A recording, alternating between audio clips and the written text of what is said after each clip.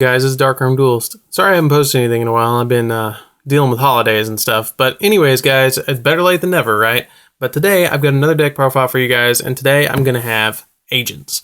This is going to be a little bit of a different deck profile. It's going to be TG Agents. I know that's what won Worlds a couple of years back, but it's not quite as good as it used to be, but it is still a great and fun deck. All right, so let's get into it, guys. First off, you always have to play 3 copies of Master Hyperion, and I do have the premium gold one. He's really easy to get out. All you have to do is banish a agent card on your side of the field to special summon him, and then once per turn, you can banish a agent card from your graveyard to target a card on the field and destroy it. And if you have Sanctuary in the Sky on the field, you can do it twice per turn.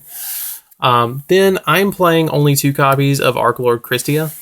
I'm considering bumping this up to 3 because of the control that this deck has with controlling how many fairies you do have in the graveyard. And with the way this game is speeding up, this kind of slows it down.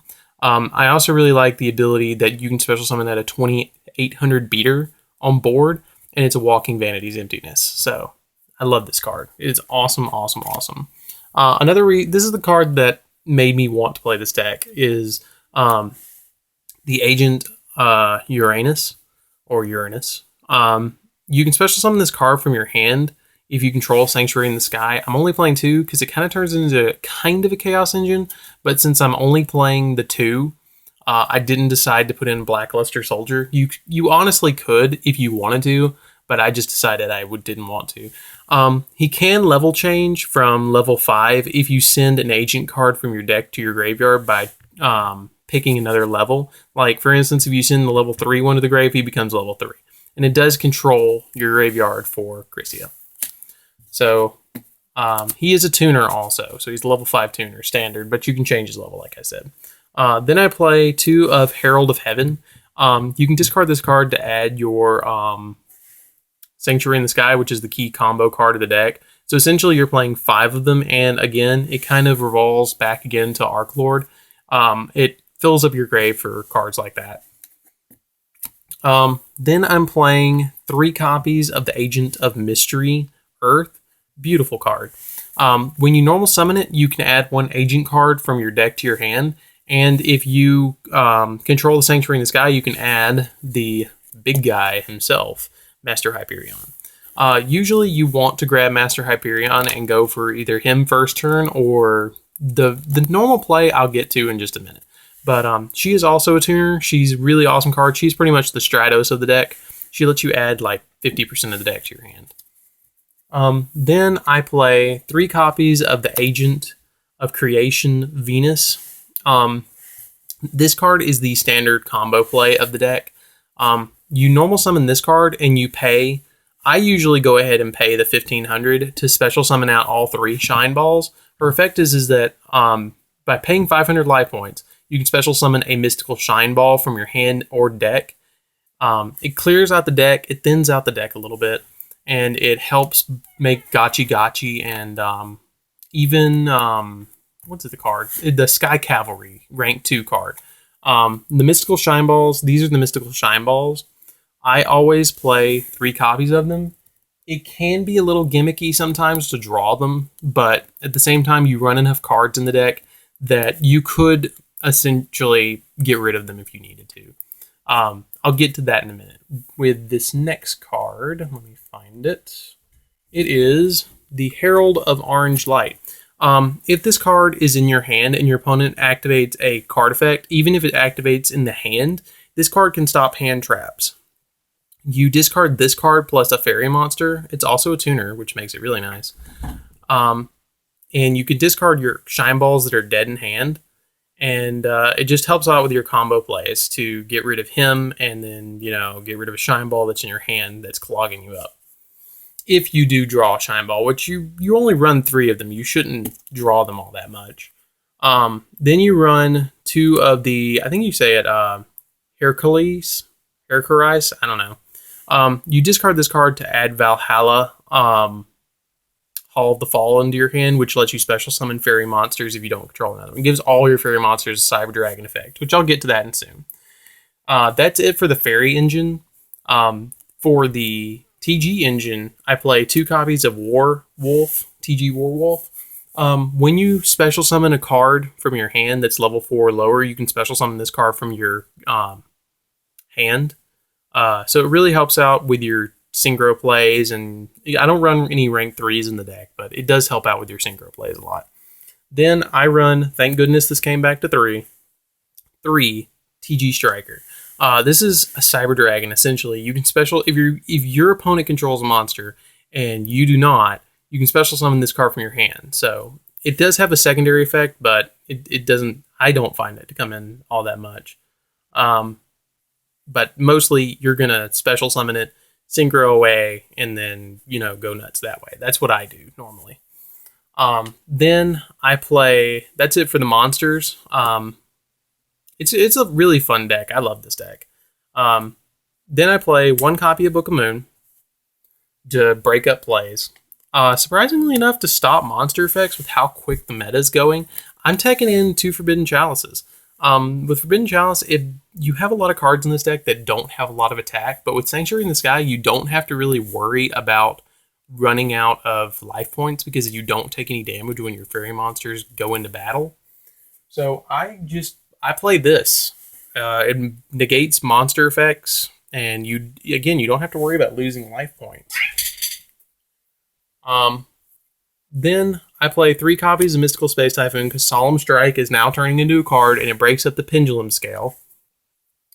I play 2 copies of Valhalla, which once per turn you can special summon 1 fairy monster from your hand. You must control no monsters to activate and resolve this effect. Then I play 3 of the field spell, the Sanctuary in the Sky. Battle damage you take from fairy battles, I guess you could say.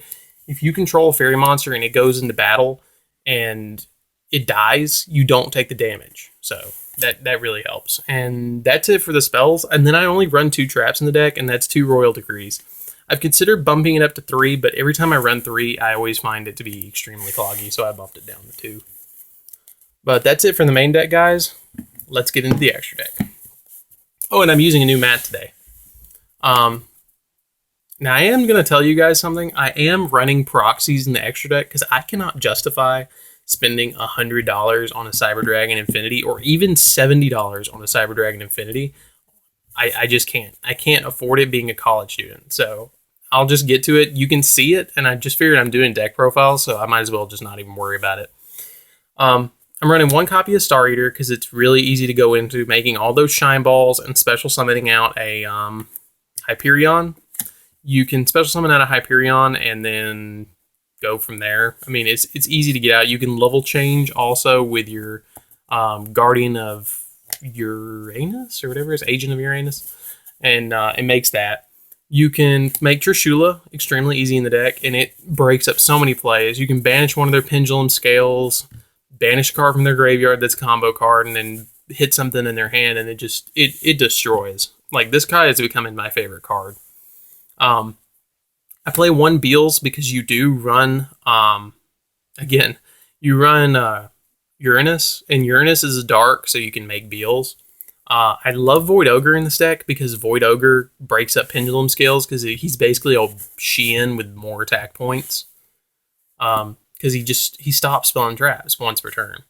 I play Stardust Spark Dragon in case I'm going into a rank 8, or not a rank 8, a level 8 with TG Striker. I can use this and protect Sanctuary in the Sky. I run 1 Clearwing Synchro Dragon because I need a level. I don't want to blow up the board with Black Rose, so I run this, and it stops Cosmos, like ridiculously stops Cosmos. And then I run 1 Red Wyvern because Goyo is not that good in this format with Pepe running around everywhere. And this pops their pendulums. I run 1 copy of Armides because Armides is easy to go.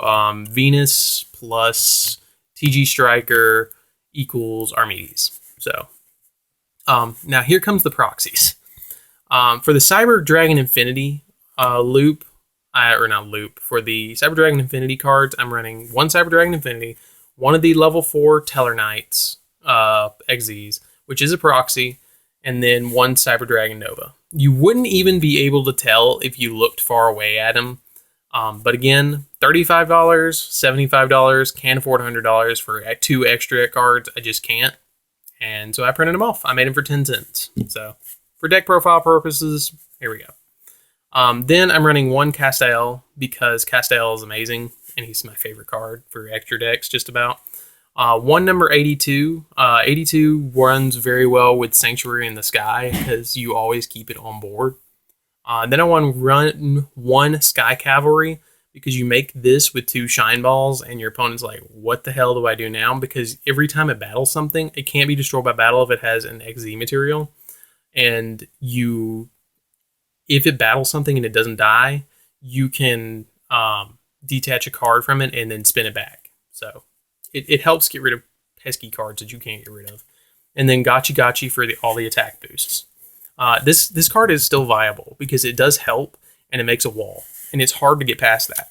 But anyways, guys, this is Darkroom Duelist. I hope you all had a great holiday and saw my holiday video. Sorry if any of you guys took offense to it. I didn't mean anything by it. But anyways, guys, this is Darkroom Duelist. I hope you liked my Agent deck profile. Don't forget to go check out the Yu-Gi-Oh! Fan page. And don't forget to join up to Dark Arm Alliance. I'm trying to promote that a little bit more. Dark Armed Alliance is a Yu-Gi-Oh! Group that I'm making and trying to make. Go out there, post what you think about the videos, share your videos. You know, I'm not going to be a Hitler on that page for you sharing your own videos if you'd like to sponsor yourself. And if you're starting out a YouTube channel, come talk to me. I've done it. I've done it for like almost 2 years now. So anyways, guys, I hope you've enjoyed this video. I'm Dark Arm Duelist, and I'm out.